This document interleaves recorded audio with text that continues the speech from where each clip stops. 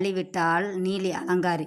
ஆனால் பிள்ளைகளோ கீழே தட்டிவிட்ட கஞ்சியை மண்ணோடு சேர்த்து சாப்பிட்ட தன் பிள்ளைகளை அரண்மனைக்கு வெளியே அழைத்து வந்து, இனி நாம் உயிரோடு இருந்து என்ன பலன் என்று மனதிலே எண்ணிக்கொண்டு காட்டு வழி பாதையாக ஒரு பாழடைந்த கிணற்றை நோக்கி ஒத்த வழி பாதையாக நடந்து வந்து கொண்டிருந்தாள்.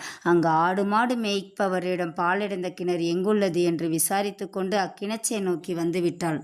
கிணற்றுக்கு அருகில் வந்து தன் தாலியை களைச்சிவிட்டு ஒரு கல் பக்கத்திலே அந்த தாலியை கல்லிலே போட்டு, இது என் கணவர் கண்ணுக்கும் என் உடன் பிறந்த தமையன் கண்ணுக்கும் தான் தெரியணும் என்று மனதிலே எண்ணிக்கொண்டு தன் ஒவ்வொரு பிள்ளைகளை கிணற்றுக்குள் தூக்கி போட்டுவிட்டு தானும் அக்கிணற்றில் உயிரை மாய்த்தாள்.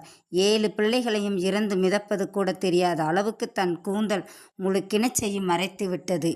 அப்போது வேட்டைக்கு சென்று வீடு திரும்பி வந்த தன் தங்கையும் தன் தங்கை பெற்ற பிள்ளைகளை பார்க்க ஆவலாக ஓடோடி வருகிறான் நல்ல தம்பி.